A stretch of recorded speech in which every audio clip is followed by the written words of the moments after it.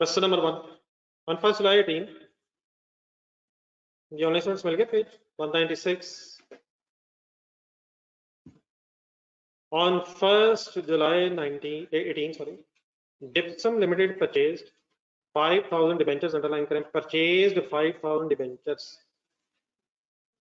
खरीदे हैं या इशू किए हैं इन्वेस्टमेंट है या लाइबिलिटी है डेट इंस्ट्रूमेंट है या इक्विटी इंस्ट्रूमेंट है डेट इंस्ट्रूमेंट खरीदा है फाइनेंशियल एसेट है purchase 5,000 debentures issued by Iron Limited at par of ₹100 each क्या हमेशा पार पे खरीदा जाएगा डिफरेंट हो सकता है लेकिन ये भी हो सकता है पार वैल्यू ही मार्केट वैल्यू तो एक डिबेंचर 100 पे खरीदा गया है वो जो पार वैल्यू भी है transaction cost associated with the acquisition of the debenture was 24,000. The coupon rate is 11% per annum, payable annually on 30th June. On 1st July 18, effective interest rates worked out at 9.5% per annum, whereas the market interest rate on similar debentures was 11% per annum. Examiner ने करना है आपको ऐसे ही तंग आपको इन दो में से कौन सा रेट चाहिए कूपन रेट चाहिए और इफेक्टिव रेट चाहिए ठीक है as on 30th June 2019 debentures were quoted का मतलब listed on Pakistan Stock Exchange at 96 each सही है रिक्वायरमेंट जनरल एंट्रीज आपने करनी है 2019 के साल की 30 जून 19 if the investment in debenture is subsequently made at amortized cost पे भी करनी है fair value through profit loss पे भी करनी है और fair value through other comprehensive income पे भी करनी है इस क्वेश्चन को करने का मकसद ये है कि पेज नंबर 181 का टेबल जरा याद हो जाए एक उंगली इस पे रख लेनी है और आते जाते जरा रहना है रजिस्टर खोलना है तीनों मेथड से काइंडली वर्किंग करवा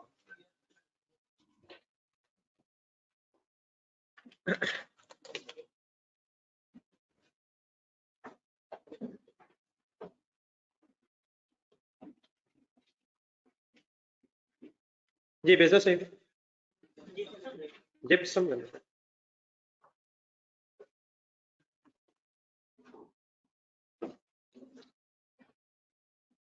journal entries for the year ended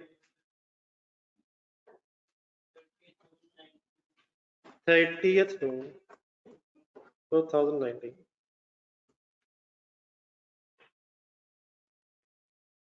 पहला मेथड सेम क्वेश्चन आप तीन तरीके से मुझे करवाएंगे amortized cost fair value through profit loss and fair value through other comprehensive income क्या ये डेट इंस्ट्रूमेंट है क्या परचेज किया है इन्वेस्टमेंट इन डिबेंचर्स है डेट इंस्ट्रूमेंट चला देंगे साथ साथ प्लीज पेज नंबर 181 अब याद करना है जहां जरूरत पड़े मेरी सजेशन बल्कि एक एक चीज वहां से देख के करें पहली डेट बोलो बल्कि एंट्रीज अगर कभी रिक्वायर्ड हो तो शायद बात हुई थी कल परसों या नहीं एक फॉर्मेट अगर बना लो डेट पर्टिकुलर्स डेबिट क्रेडिट अगर याद रह जाए तो बना लेना चाहिए पेज नंबर यार अहमद यूसुफ बस कर यार पेज नंबर 196 पे जी mister Asif what is first date 1st July 18 entry बोलो इन्वेस्टमेंट इन डिबेंचर्स डेबिट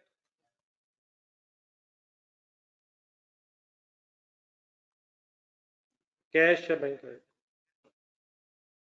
कितने से कैसे 5,000 इंटू 100 यार टेबल में पड़े वो तो कहता फेयर वैल्यू पे डेबिट करो जिस पे आपने खरीदा होगा फेयर वैल्यू नहीं नहीं अमोर्टाइज्ड कॉस्ट में फेयर वैल्यू पे रिकॉर्ड करना है पेज 185 कॉस्ट ही फेयर वैल्यू कॉस्ट ही फेयर वैल्यू होगी इस दिन if there is no other information ठीक है सर सोच के नेक्स्ट डेट फिर बताएं। सेम डेट दोबारा क्यों लिखी है? ट्रांजैक्शन कॉस्ट एक्सपेंस आउट करनी है यार, ना करो यार, खुद आखिरी ना करो यार, डबल एंट्री बोल रहे sir. Investment debit, investment in debentures debit, cash का बैंक क्रेडिट, क्या चीज क्या की बजाय कहाँ जा रही है?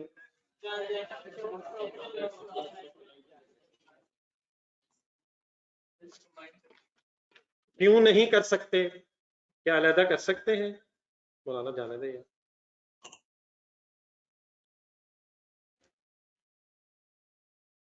ये इकट्ठे सर, डेफिनेटली सर, कंबाइन कर सकते हैं।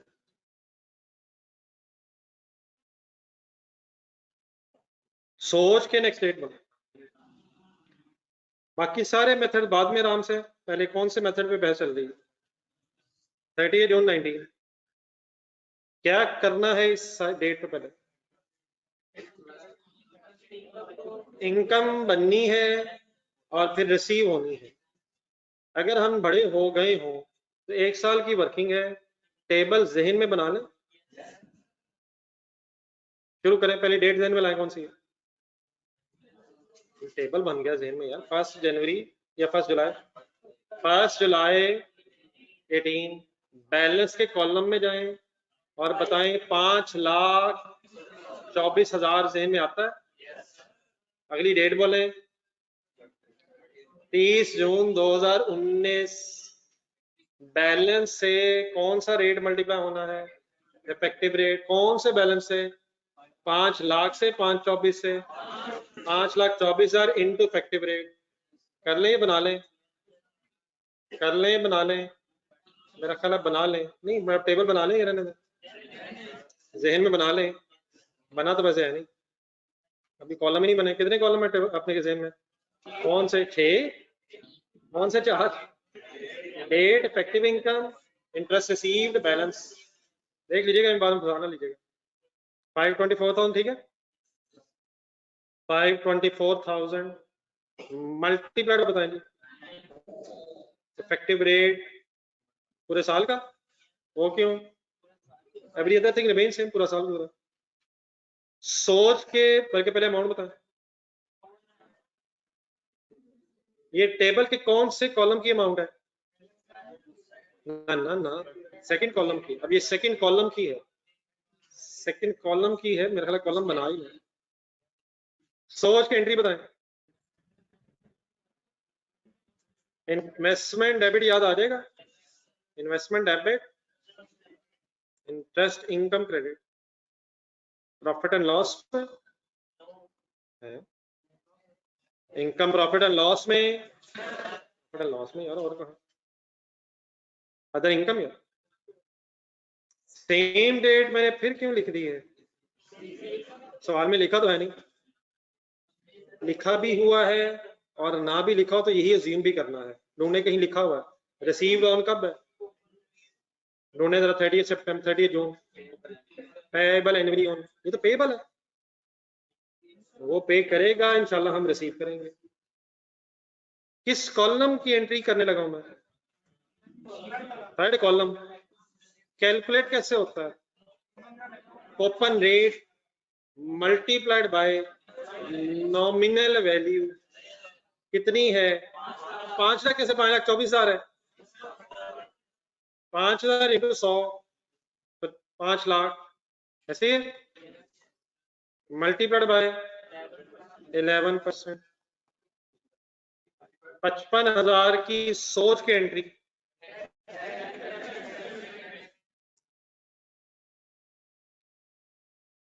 Cash debit, investment credit.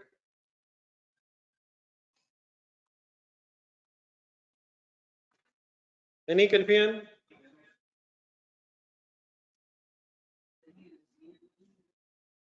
इन्ना लिल्लाहि व इन्ना इलैहि राजिऊन। वो हो गया सर, कोई लीज में ला सकता है? एक सेंटेंस सुना जरा, lease rentals are payable annually in arrears.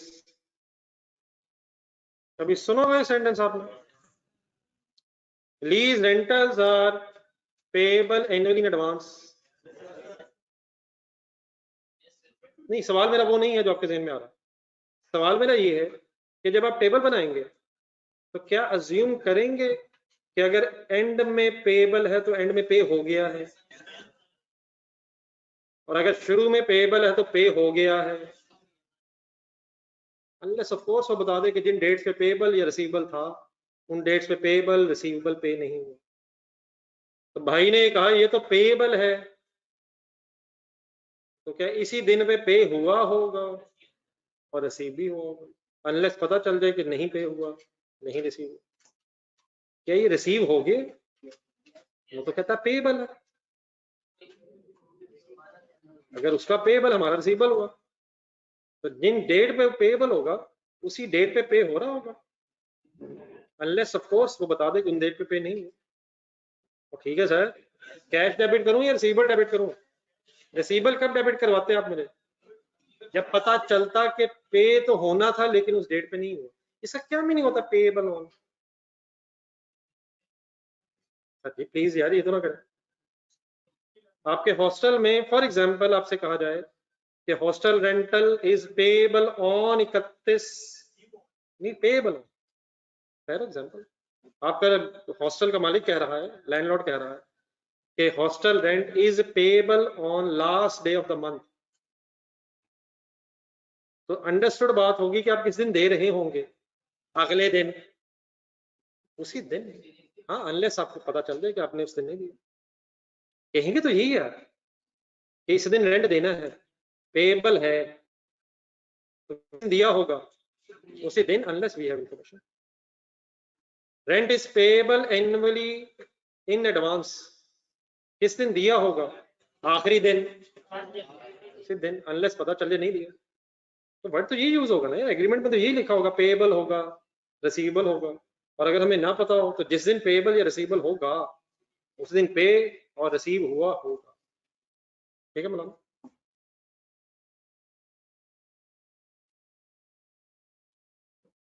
जी बेटा बिल्कुल हो सकती है, लेकिन आपने प्लीज ऐसी नहीं करनी। बहुत कुछ हो सकता है लेकिन प्लीज अपने आप के लिए कॉम्प्लेक्स ना करें। सेकंड कॉलम की एंट्री बताएं।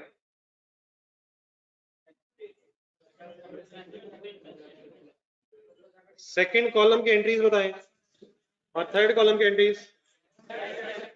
ऑब्वियसली दोनों एंट्रीज नेट हो सकती है, इन्वेस्टमेंट डेबिट भी हो रही है, क्रेडिट भी हो रही है, लेकिन प्लीज जिस तरह से अब एंट्रीज होगी मेरा ख्याल है ठीक है। ये किस मेथड से आपने कंप्लीट करवा ली? पहले इस तरह करें जरा, रिक्वायरमेंट 3 इसलिए करने ताकि आपको पहले ये पता चल जाए कि fair value through other comprehensive income और fair value through, sorry, fair value through other comprehensive income और अमोर्टाइज कॉस्ट में क्या सिमिलरिटी है, क्या डिफरेंस है। मेरी सजेशन ये है कि ये चारों एंट्रीज देखें जो अभी की हैं और इनको जरा fair value through other comprehensive income के टेबल में देख लें। मेरा ख्याल है ये चारों एंट्रीज एज इट इज वहां भी होनी है। पहले ये फाइनल करें जरा, पेज नंबर 181 देखते हैं किस मेथड से किस मेथड पे पहले चला गया। अमोर्टाइज कॉस्ट मेथड से पहले fair value through other comprehensive income में मेरा थर्ड ही लिखा हुआ है। पहले थर्ड पे इसलिए चला गया जरा इनमें सिमिलरिटी भी है, ताकि जरा सिमिलरिटी और डिसिमिलरिटी सामने आ जाए। ये पहली एंट्री बोलो, कहाँ देख के बता रहे हैं। मेरी सजेशन यही है कि फिलहाल आज की बहस करते हुए टेबल देख के वर्किंग्स करें जो इस वक्त किस पेज पे है। तो what is the first date?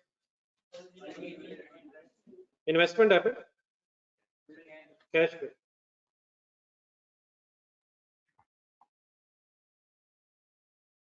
Ji honest सारे साथ है जी। तो बेटा बहुत सी कंपाउंड एंट्रीज हो सकती हैं, लेकिन मेरा ख्याल है कि अब कंपाउंड एंट्रीज की बजाय जहां तक बात समझ आ गई वहां तक कर लें। जिस तरीके से अब होगी एंट्रीज उन्हीं को बेस बना पे कंटिन्यू करना। जी first entry at fair value 5000 into 100, same date दोबारा। ट्रांजैक्शन के कॉस्ट है दोनों केसेस में कैपिटलाइज ही होनी है। Investment debit, cash value 24,000।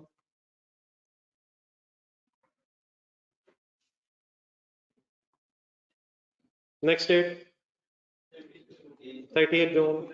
Table as it is ही बनना है, जहन में बन रहा है कि नहीं बन रहा? सेम बनाए दोबारा। इंटरेस्ट इनकम किस रेट पे अक्रू होनी है? Effective rate. और इंटरेस्ट रिसीव्ड किस रेट पे होना है? Coupon rate. प्लीज सही वर्ड सही में रखें।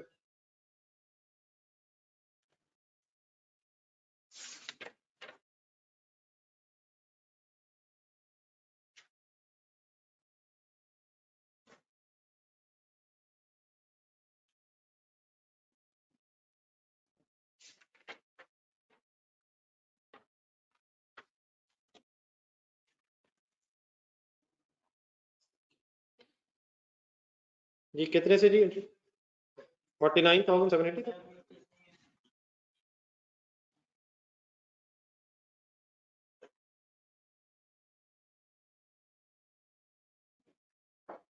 ये cash received, cash debit, investment. तो कहां तक सिमिलरिटी है? यहां तक सिमिलरिटी है।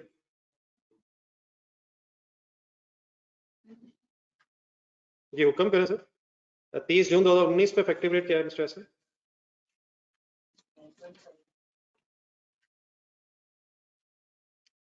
थर्टी जून 19 का इफेक्टिव रेट काइंडली बताएं। नहीं अब तो करें। जी पेज 180 का सेकंड कॉलम इस वक्त अप्लाई हो रहा है। कहां तक आ गए हम? Investment is initially recorded at fair value, then plus transaction cost. Interest income is recognized in profit and loss on the basis of effective interest rate. Last same rate दोबारा लिखें। किसको किससे कंपेयर करें? कैरिंग अमाउंट को किससे compare करें? Carrying amount बनाएं ना ना ना, मेरा ख्याल है टेबल बना ही लें। छोड़ दें सब कुछ छोड़ दें, टेबल के 4 कॉलम बना लें। बात नहीं बन रही। ये एक एंट्री के लिए जगह छोड़ दें, नीचे टेबल बना। डेट, इफेक्टिव इंटरेस्ट इनकम,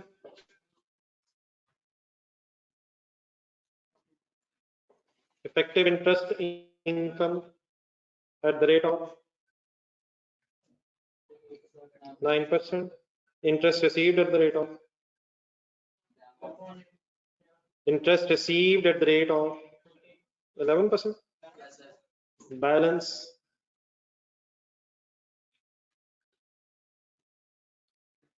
कौन से दो मेथड्स में ये same table as it is बनता है?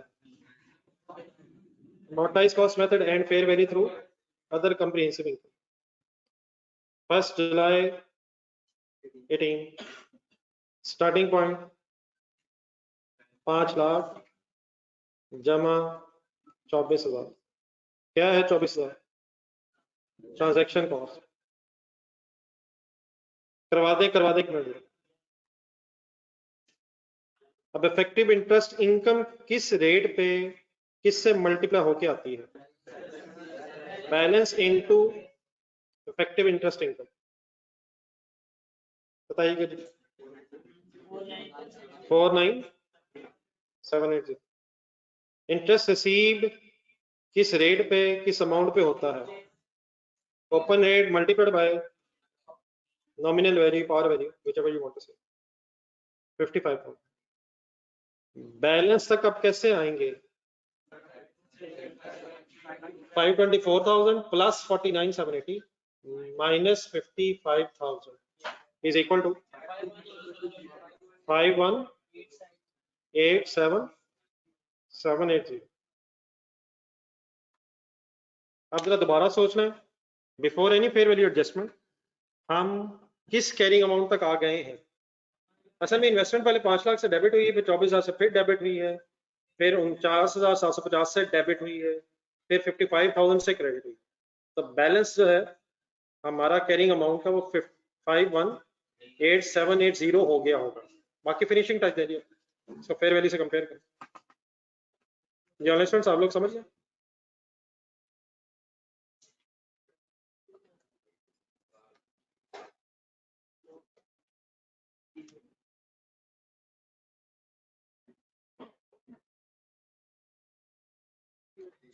तो कैरिंग अमाउंट सारी फाइल है 518750।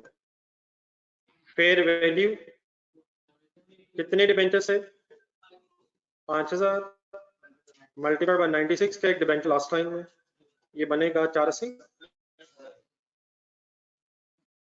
जी। हाँ जी 518780 ठीक है, ये डिफरेंस बनता है 38780। फेयर वैल्यू गेन है लॉस है, एंटी लिखें,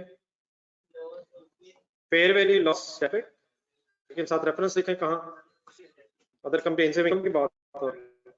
fair value loss OCA debit investment